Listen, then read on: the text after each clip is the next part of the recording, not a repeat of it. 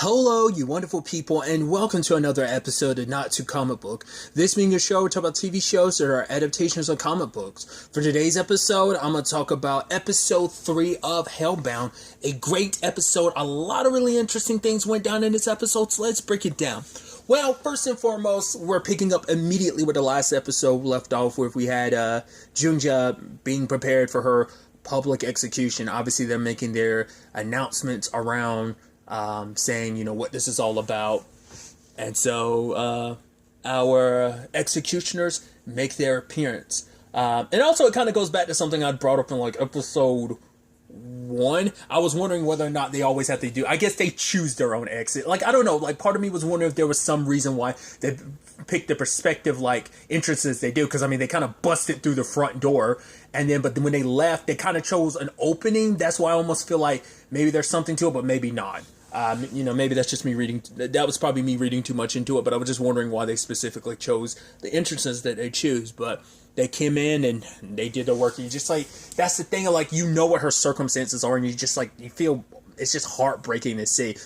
I don't know. I think it's seeing it happen to a dude. It was rough enough already, but it's seeing it happen to a lady, especially because we can see the full, even more capabilities of. Oh, not only things super strong, they could also shapeshift because they flung her against the wall, held her against the wall. One of them shaped its hand into a spike and just stabbed her through the arm. It's jeez, what else can they do that we're not aware? Hell, they can just pop in and out of existence. Whatever plane of existence they're from, they just pop in up here into this world.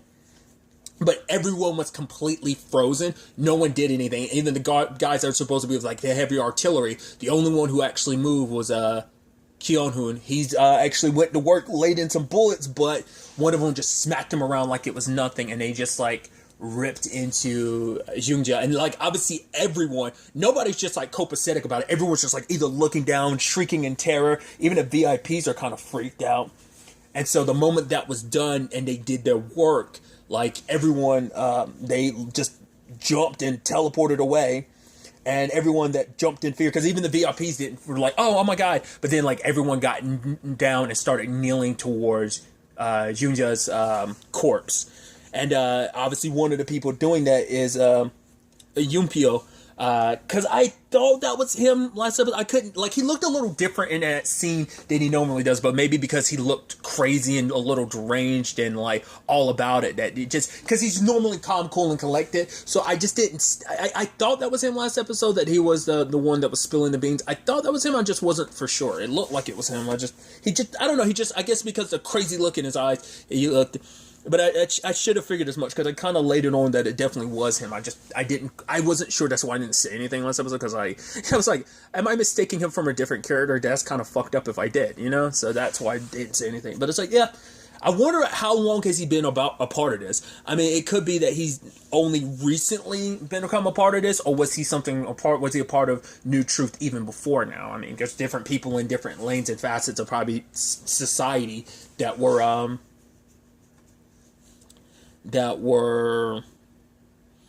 part of this. But like I said, everyone around kneeled down except for Haejin and her partner, and obviously Kyung-hoon was knocked out at the time. But then we hard cut to him waking up in a completely empty hospital, and it's just he's driving and there's kind of no one. He comes across one guy pulling a wheelbarrow type of thing of so it's what's going on here? He went home, tried calling up his daughter, couldn't find her.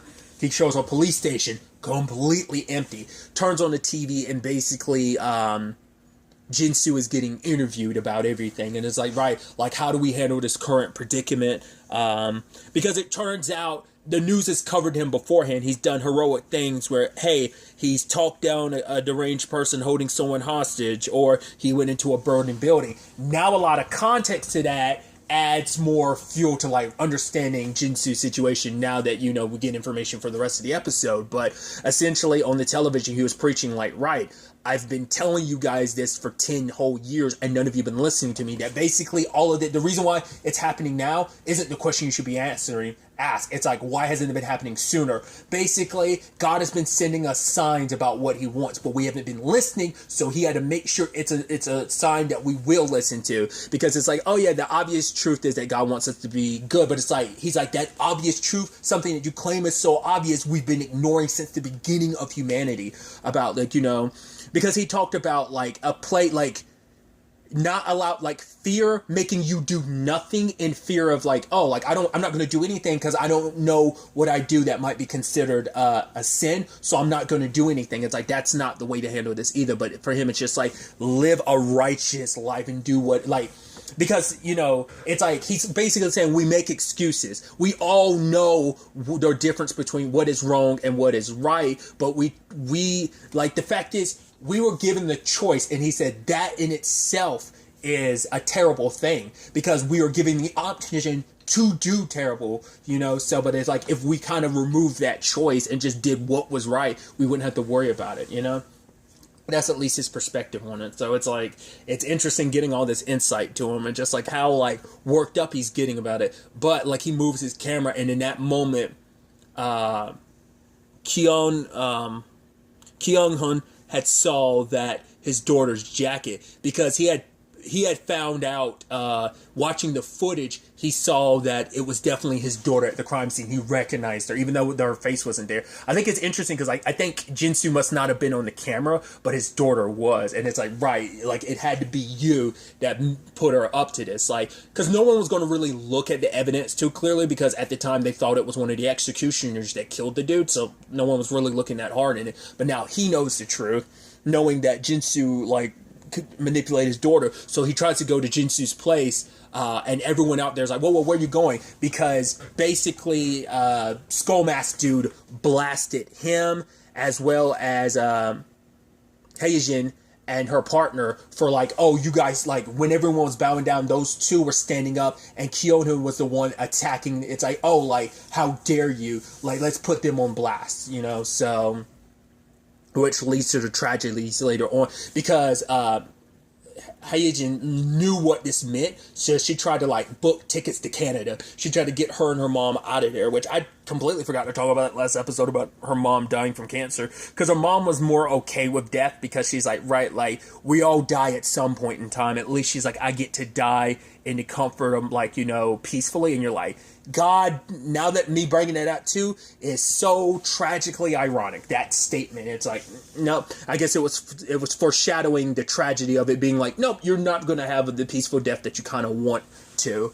But really quickly, going back to it, Kyung-hoon ends up going to Jinsu's place, and like I said, like, everyone there was trying to stop him from going in. It's like, no, he's like, I'm a detective, but it didn't matter. It's like, we know that you're going to, because him standing up to those creatures, it's like spitting in the face of God in their minds. It's like, no, you're challenging God. This is God's will. This is the way things are meant to be. You're a heathen. You're a demon, because you'd go against his word and what he wants. And so he goes in a room, and I guess he can't find the jacket because it's already gone.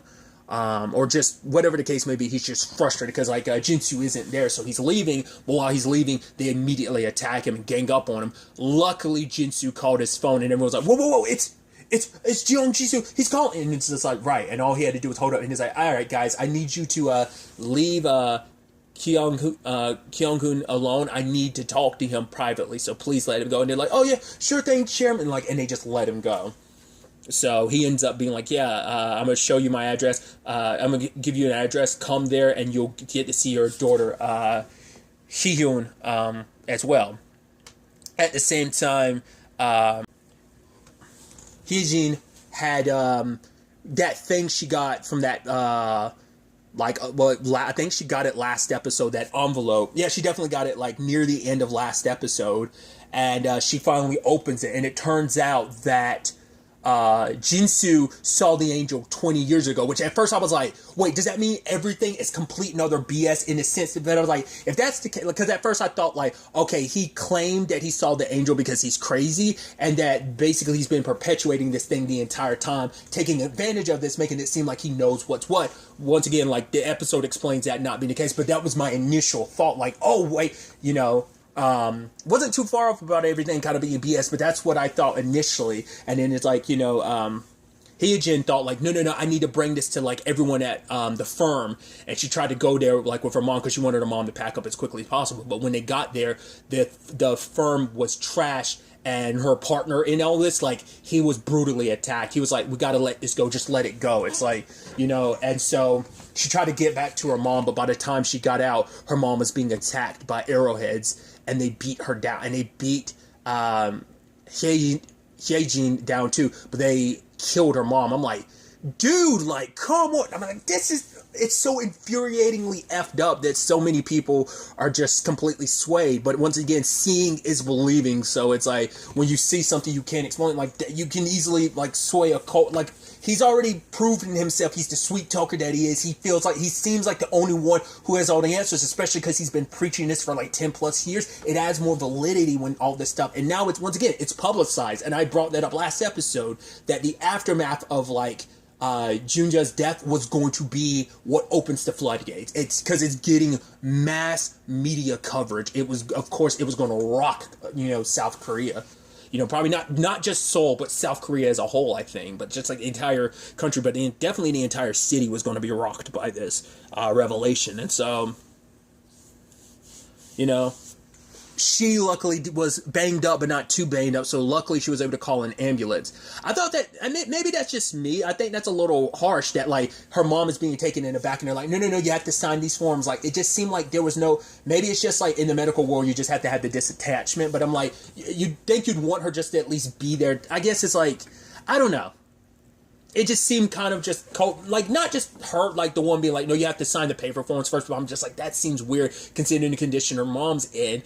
I feel like you would want to wait for the paperwork after the fact, but I guess it makes sense because it's like, right, that way you find out what someone's allergic to, their medical history. So it's necessary, but it just seemed not like you might as well get it from a horse's mouth immediately, like while you have the person there. And it's just like the receptionist been like, oh yeah, sign the paper, do the paperwork. And then she's looking and everyone's looking at her and whispering like, oh, is she the one? Because the video of her and her mom getting attacked has gone super viral. It's like #1 trending. I'm like, that's sick and disgusting.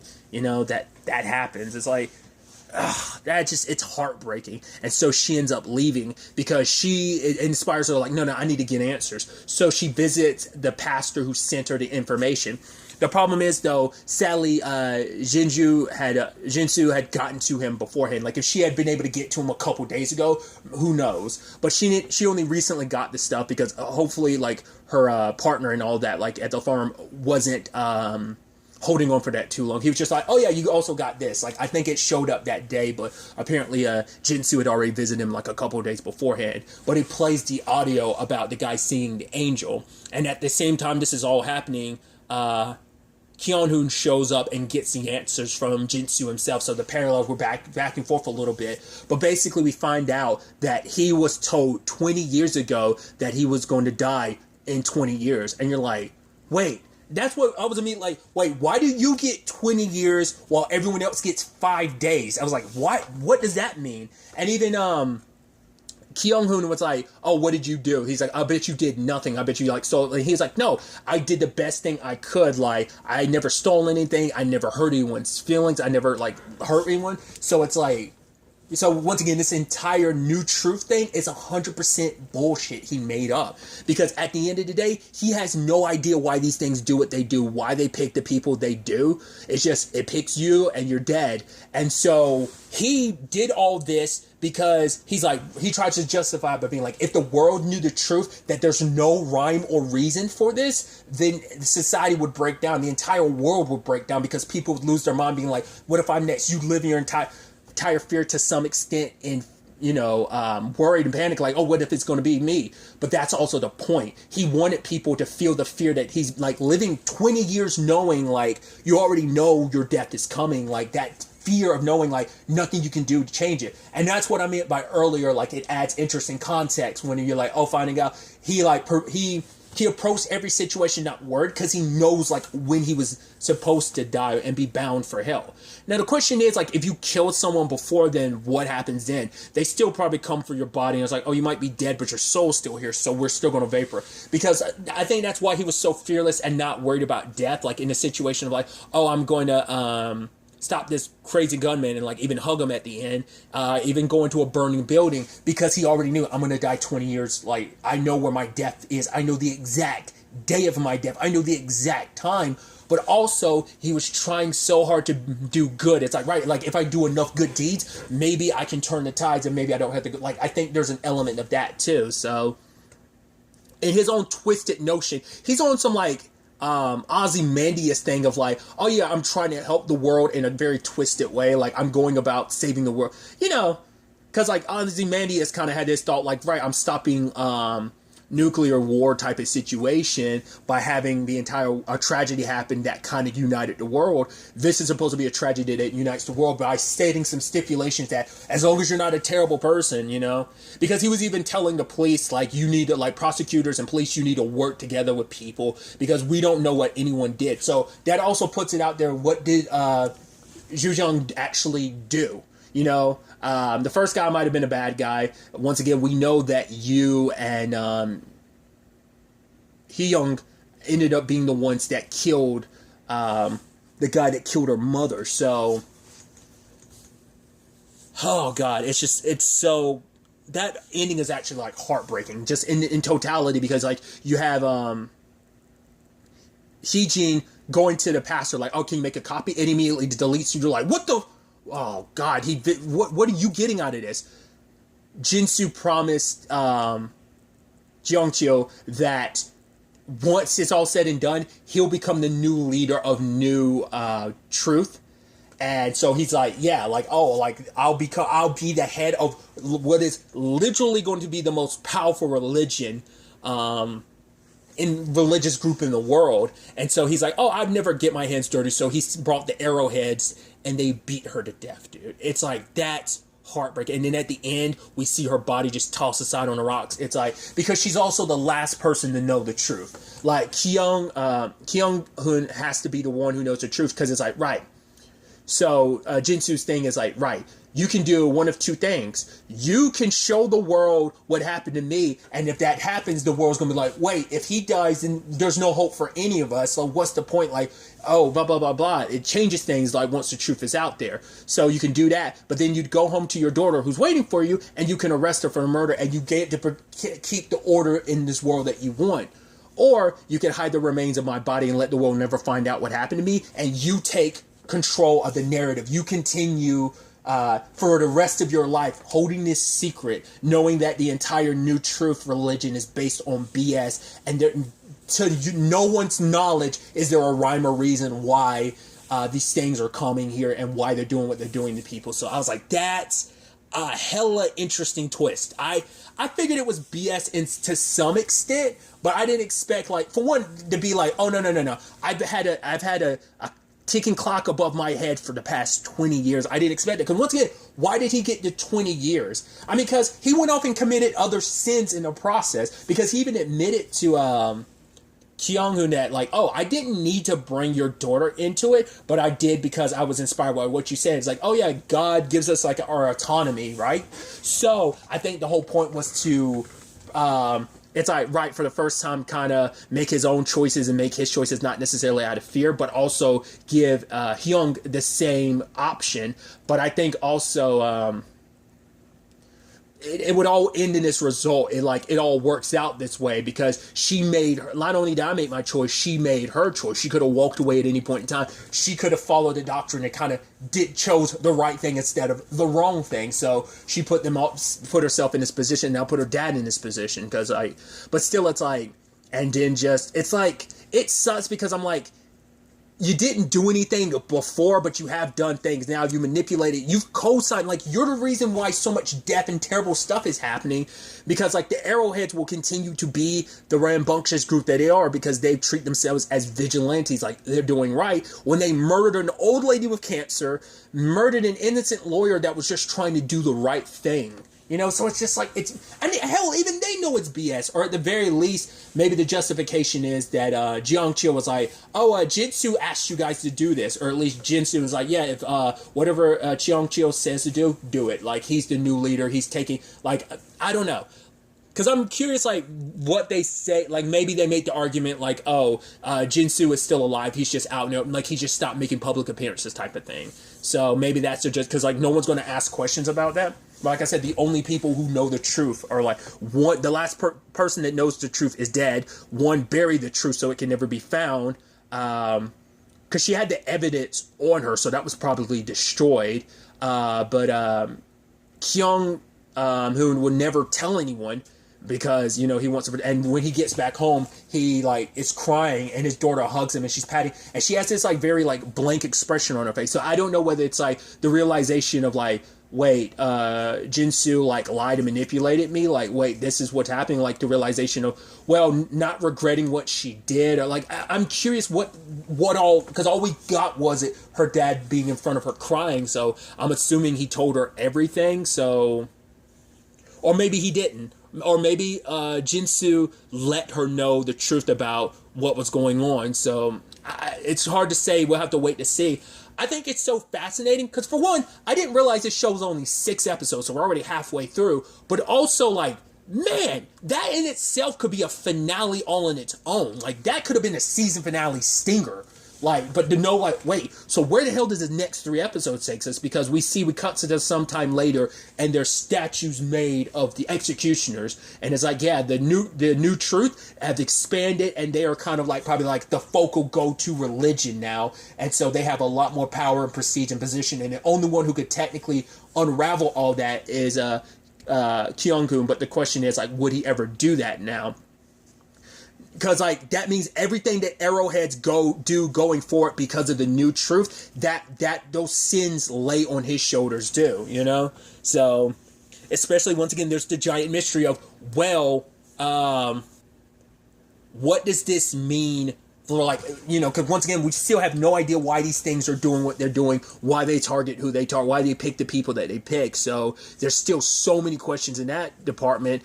And like I said, I was under the impression we'd never get answers to that. Maybe this season we won't. I don't know. I'm really, like, so curious to see where the next 3 episodes takes us with all of this. But I'm like, because at first I was, like, hoping, like, maybe Hyejin, like, when we see her on the rocks, that, like, maybe she starts moving and it signifies she's still alive, but it doesn't seem like that's the case. So